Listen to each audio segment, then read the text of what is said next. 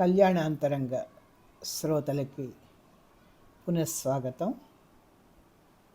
నన్ను ఆదరించి అభిమానిస్తున్న మీ అందరికీ కూడా నా కృతజ్ఞత అభివందనాలు సమర్పించుకుంటున్నాను. ఇంటర్మీడియట్ అయిపోయింది, అంటే ఆ రోజుల్లో పియూసి, ఇంకా డిగ్రీ. ఏ కాలేజీలో చేరాలి అనేటువంటి ఆలోచన లేదు, కానీ ఏ గ్రూప్ తీసుకోవాలి అనేది మాత్రం కాస్త చర్చకే వచ్చింది ఇంట్లో. అంటే ఇంటర్మీడియట్లో స్పెషల్ ఇంగ్లీష్ తీసుకున్నాను, డిగ్రీలో కూడా అదే తీసుకోవాలన్న ఆలోచన, లేదా డబల్ లిటరేచర్ తీసుకోవాలన్న ఆలోచన కూడా ఉన్నది. అప్పుడు ఆ కాలేజీలో, అంటే గుంటూరు ఉమెన్స్ కాలేజీలో డబల్ లిటరేచర్ గ్రూప్ లేదని తెలిసింది. ఇంకా ఏసీ కాలేజీలో ఉంది. అక్కడ ఎట్లానూ చేర్పించే ప్రసక్తే లేదు. అక్కయ్య ఎట్లానూ శ్రీకళ ఇందులోనే పనిచేస్తోంది కాబట్టి, చదువుకుంటోంది కాబట్టి నన్ను కూడా అందులోనే వేయడం ఖాయం, అది నిశ్చయం. అందుకని అక్కడ ఉన్న గ్రూపుల్లో ఏం తీసుకోవాలా అని ఆలోచించి మొత్తానికి history, political science, special Telugu, అప్పుడు మోడర్న్ లాంగ్వేజ్ అనేవాళ్ళు, అట్లా హెచ్పిఎంఎల్ అది తీసుకున్నాను. నాకు ఇష్టమే తెలుగు సాహిత్యం అంటే, ఇంట్లో వాతావరణం కూడా ఉండేది కాబట్టి నాకు ఇష్టం. పైగా మేము పట్టాపురం నుంచి ఎంతోమంది ఆ కాలేజీలో డిగ్రీ చేరాం. నా చిన్నప్పటి స్నేహితులందరూ కూడా మళ్ళా తిరిగి కలిశారు. గోవిందరాజుల సంధ్య, పసుమర్తి విజయ, గొల్లపూడి సుందరి, లక్ష్మీ కుమారి, వీళ్ళతో పాటు సులోచన, ఇంకా చాలామంది గుంటూరులోనే, అక్కడ పట్టాపురంలోనే ఉన్న లెక్చరర్స్ కూడా ఉండేవాళ్ళు. అందుకని శ్రీకళ ఉండేది, శ్రీకళ స్నేహితురాళ్ళు ఉండేవాళ్ళు. అందరం కలిసి నడుచుకుంటూ బస్సుల్లో అట్లా ప్రయాణం అయ్యేవాళ్ళం, వెళ్ళేవాళ్ళం. అసలు ఎట్లాగైనా భలే భలే మంచి రోజుల్లే, మళ్ళీ మళ్ళీ ఇంకా రావులే, స్టూడెంట్స్ అయితే సౌఖ్యములే, చీకు చింత దూరములే అని ఓ సినిమా కవి అన్నాడు కదా, అది నిత్య సత్యం కదా. విద్యార్థి రోజులు తలుచుకుంటే అసలు కాలమే తెలియదు, అదొక ప్రపంచం. చాలా సంతోషాన్ని ఇచ్చేటువంటి జ్ఞాపకాలు ఎన్నో ముసురుకుంటాయి. వాటిల్ని మీతో పంచుకోవాలని నేను ప్రయత్నం చేస్తున్నాను. నాతో పాటు కొత్త పట్టాపురంలో ఉన్న భమిడిపాటి హేమలత, తను కూడా మాతో జరిగింది.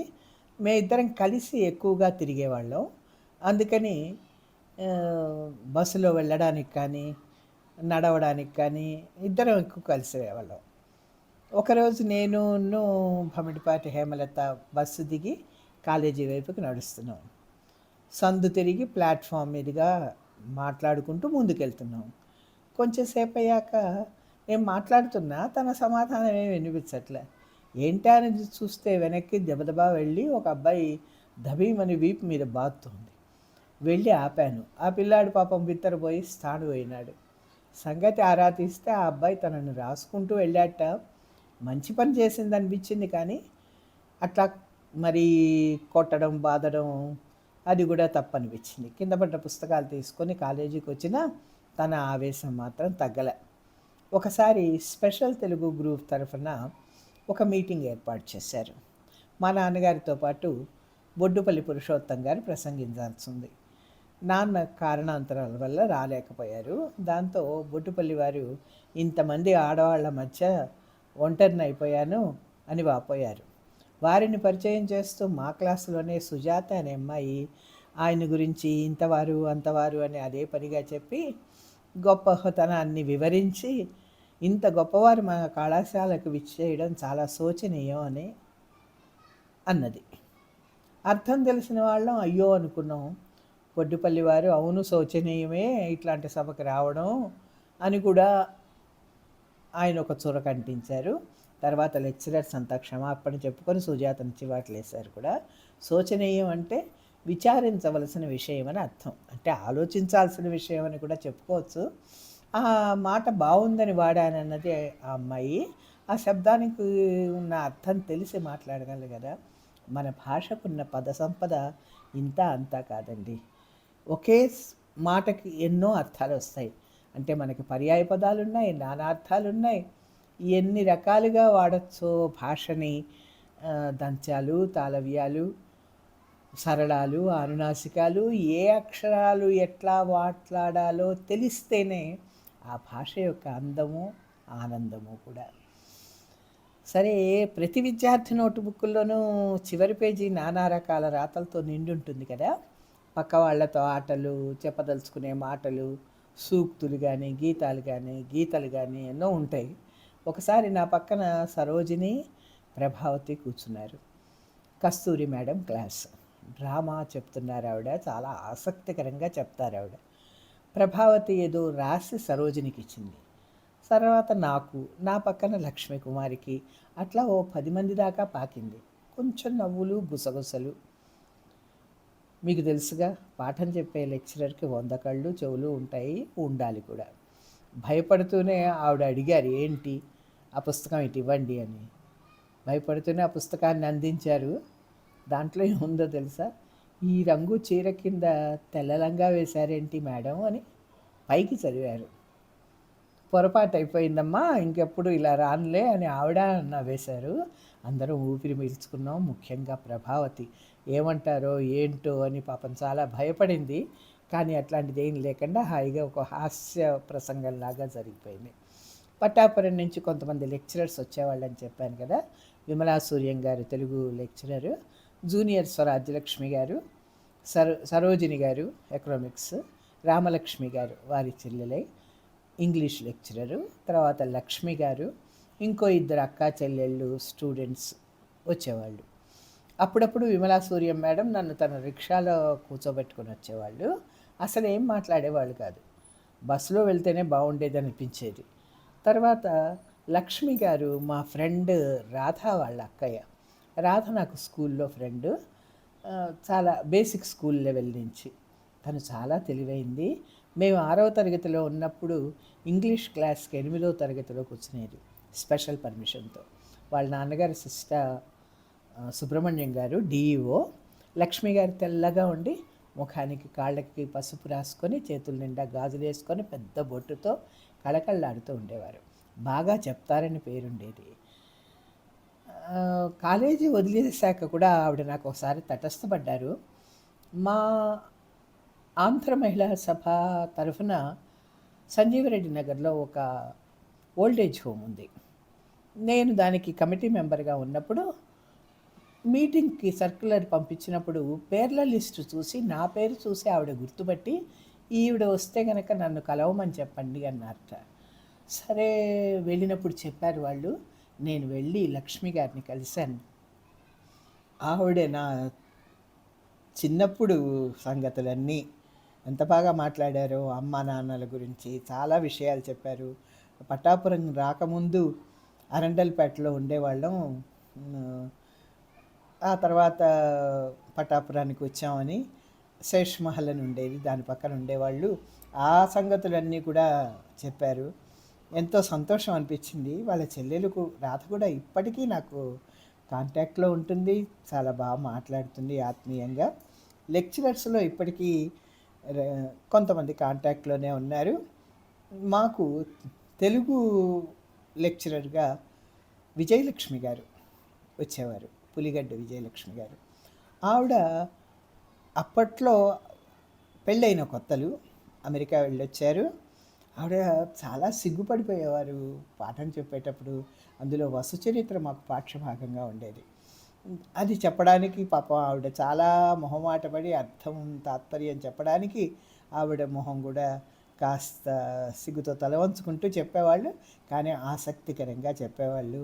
మా అక్కయ్యలు కూడా, మా వదిన కూడా మేడం స్టూడెంటే. మేడం ఇప్పటికీ కూడా నాతో కాంటాక్ట్లో ఉంటారు. ఇంకో విశేషంలో ఏంటంటే, విజయలక్ష్మి గారి శ్రీవారు మా నాన్నగారి స్టూడెంటు. విజయలక్ష్మి గారి అమ్మాయి లలితవాణి నా స్టూడెంట్, గోల్డ్ మెడలిస్ట్ కూడా. ఇట్లా ఆ పరంపర కొనసాగుతూనే ఉంటుంది. మా ఇంట్లో అందరూ కూడా ఆవిడతో సన్నిహితంగానే ఉండేవారు.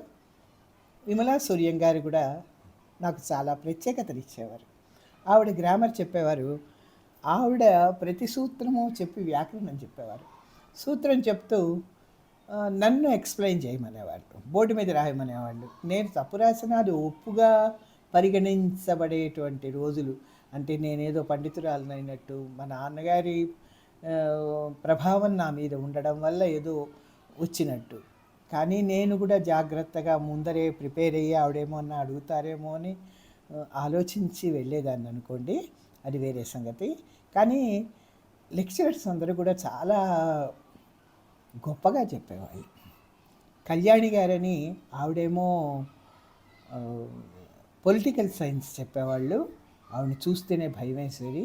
గంభీరంగా ఉండేవాళ్ళు, మంచి ఆజానుబాహు, చాలా గట్టిగా ధాటిగా అథారిటేటివ్గా చెప్పేవాళ్ళు. ఆవిడతో పాటు రాజేశ్వరి గారని హిస్టరీ లెక్చరర్, ఆవిడ స్నేహితురాలు. చాలా బాగా హిస్టరీ అంటే ఆసక్తి కలిగేటట్టుగా చెప్పేవాళ్ళు. ఇంకా మిగతా వాళ్ళందరూ కూడా, మా రాజలక్ష్మి గారు అయితే సరే సరే నాకు ఆవిడ ఏం చెప్పినా ఆరాధనగా అట్లా చూస్తూ ఉండేదాన్ని. నేను అన్ని కార్యక్రమాలతో పాటుగా కాలేజీ లైబ్రరీలో కూడా ఎక్కువసేపు గడిపేదాన్ని. పుస్తక ప్రపంచం అంటే నాకు ప్రాణం, అప్పటికి ఇప్పటికీ ఎప్పటికీ కూడా. పైగా పొలిటికల్ సైన్స్ మేడం రామలక్ష్మి గారు కొత్తగా వచ్చారు. ఆవిడ కొన్ని నవలల గురించి చెప్పేవాళ్ళు. తెలుగు, ఇంగ్లీష్ కూడా చదివేదాన్ని. నా ఆసక్తిని గమనించి లైబ్రేరియన్ కూడా మంచి మంచి పుస్తకాలు ఇచ్చేవారు. మామూలుగా ఎన్ని కార్డ్స్ ఉంటే అన్నే పుస్తకాలు ఇస్తారు, కానీ నాకు ఎన్ని కావాలంటే అన్ని ఇచ్చేవారు. త్వరగా చదివి ఇచ్చేసేదాన్ని. రకరకాల పత్రికలు కూడా తిరిగేసేదాన్ని. తలుచుకుంటే ఆ కాలేజీ లైబ్రరీ కూడా ఇప్పటికీ కళ్ళ ముందు కనిపిస్తూ ఉంటుంది. ఆ రోజుల్లో ఆంధ్రప్రభ వారపత్రిక మధ్య పేజీలో సినిమా బొమ్మలు వేసేవారు. సన్నివేశంలో నటీనటుల చిత్రం మధ్య పేజీ అటు ఇటు కలిపి, అంటే చించితే మొత్తం చిత్రం వచ్చేది ఓ ఫోటోలాగా. మా అక్కలు ఎక్కువగా వాటినే పుస్తకాలు కట్టలుగా వేసుకునేవారు. నాకు బాగా గుర్తున్న సినిమా చిత్రం ఆరాధన సినిమాలో నాగేశ్వరరావు, సావిత్రి వాళ్ళ మెడల్లో స్టెతస్కోపులు ముడిపడడం, ఇద్దరు ఒకళ్ళనొకళ్ళు చూసుకుంటూ ఉండడం, పడబోతున్న సావిత్రి నాగేశ్వరరావు పట్టుకుని మధ్యలో ఆ ముడి విడదీసేటువంటి జగ్గయ్య. ఆ పోస్టరు, ఆ మధ్య పేజీ ప్రత్యేకించి దాచిపెట్టుకుంది మా పుణ్యశీలక్కయ్య. నేనేమో అది చాలా గొప్పగా తీసుకెళ్ళి మా ఫ్రెండ్కి ఇచ్చా. మళ్ళీ మార్కెట్ నుంచి ఆ వారపత్రిక నా చేతే కొనిపించింది మా అక్క. పాకెట్ మనీలోంచి కొని ఇచ్చాను. మా కాలేజీ నుంచి ముందుకెళ్తే నాజ్ సెంటర్ వస్తుంది. నాజ్ థియేటర్తో పాటు మంచి షాపింగ్ సెంటర్ కూడా, సినిమా హాలే కాకుండా. ఆ హాల్లో ఎక్కువ హిందీ సినిమాలు రిలీజ్ అయ్యేవి. నేను పుణ్యశీలక్కతో కలిసి కాజల్, సూరజ్ సినిమాలు చూశాను. ఆ రోజుల్లో ఏసీ థియేటర్ అంటే గొప్ప. పుణ్యశీలక్కకి పాటలంటే ఇష్టం, పాడుతూ ఉండేది. నచ్చిన సినిమా పాటలన్నీ పుస్తకంలో రాసి భద్రంగా చూసుకునేది. నేను గొప్పలకి పోయి మా క్లాస్లో శిరీష అనే అమ్మాయికి ఆ విషయం చెప్తే, ఆ అమ్మాయి ఆ పాటల పుస్తకం తేవా అని అడిగింది. తీసుకెళ్ళా, తీసుకుంది. మళ్ళా ఇలా అక్క ఎంత కోప్పడిందో, మళ్ళీ కొన్ని పాటలు నా చేత రాయించింది కూడా. ఇవన్నీ తీపి గుర్తులండి. మరికొన్నింటితో మరోసారి మీ ముందుకు వస్తాను. ప్రస్తుతానికి ముగిస్తున్నాను. నా ముచ్చట్లు కనుక మీకు నచ్చితే లైక్ చేయండి, షేర్ చేయండి, సబ్స్క్రైబ్ చేయండి. నమస్కారం.